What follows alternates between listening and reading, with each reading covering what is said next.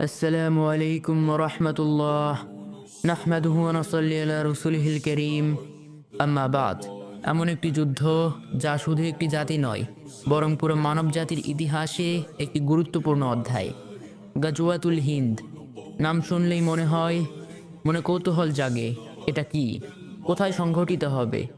কেন সংঘটিত হবে? কিভাবে সংঘটিত হবে? তখন আমাদের কাজ কি হবে? গাজওয়াতুল হিন্দ এর বীজ কি বপন করা হয়ে গেছে? এর প্রস্তুতির জন্য আপনার প্রতিদিন যেসব কাজ করতে হবে, আজকের ভিডিওতে আমরা জানবো এসব প্রশ্নের উত্তর আর নিজেদের প্রস্তুত করব। গাজওয়াতুল হিন্দ এটি একটি আরবি শব্দগুচ্ছ যার অর্থ হিন্দুস্থানের যুদ্ধ।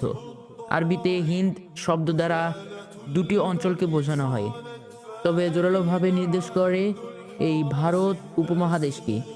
এটি সংঘটিত হবে আল্লাহর রহমত প্রাপ্ত বান্দা ও মুশরিকদের মধ্যে। এখানে মুশরিক বলা হয়েছে কারণ এটি কোনো নির্দিষ্ট ধর্মের মুশরিক নয়। আল্লাহর জন্য যুদ্ধ করা হবে মুসলমানদের কাজ।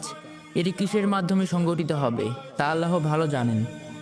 তখন আমাদের কাজ হলো সেই মুশরিক জাতির বিরুদ্ধে আল্লাহর জন্য যুদ্ধ করা, প্রয়োজনে জীবন দেওয়া। একটি হাদিসে বর্ণিত হয়েছে, আবু হুরায়রা রাদিয়াল্লাহু তাআলা আনহু থেকে বর্ণিত, রাসূল সাল্লাল্লাহু আলাইহি ওয়াসাল্লাম বলেন, আমার উম্মতের দুটি দল হবে যারা আল্লাহর পথে যুদ্ধ করবে। একটি দল হিন্দুস্তানের এবং অন্যটি ঈসা ইবনে মারিয়াম আলাইহিস সালামের সাথে। অন্য একটি হাদিসে বলা হয়, সাবিত বিন কিনাস রাদিয়াল্লাহু তাআলা আনহু তিনি বলেন, রাসূলুল্লাহ সাল্লাল্লাহু আলাইহি ওয়াসাল্লাম বলেছেন, আল্লাহ আমাকে হিন্দুস্তানের ভূমি দখল ও সেখানে বিজয়ের প্রতিশ্রুতি দিয়েছেন। যদি আমি সেই সময় জীবিত থাকি তাহলে আমি নিজেই সেই যুদ্ধে অংশগ্রহণ করব। যদি আমি শহীদ হই তবে আমি হব সর্বশ্রেষ্ঠ শহীদ। তবে আমি যদি বেঁচে থাকি তবে আমি মুক্ত হয়ে ফিরে আসব।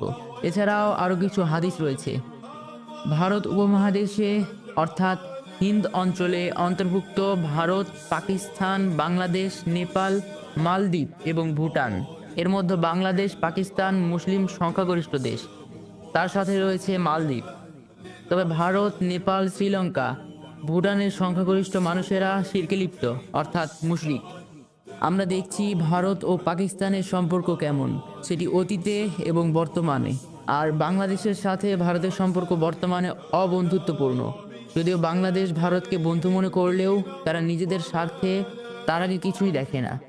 বর্তমানে চিন্ময় দাস প্রসঙ্গে ভারত বাংলাদেশের সম্পর্ক নিচু পর্যায়ে পৌঁছে গেছে, যদিও এটি অনেক আগে থেকেই ছিল। তবে এতদিন শেখ হাসিনা মালান মুশরিকদের সাথে বন্ধুত্ব থাকার কারণে, তার ক্ষমতায় টিকে থাকার কারণে তা আর সম্ভব হয়ে ওঠেনি।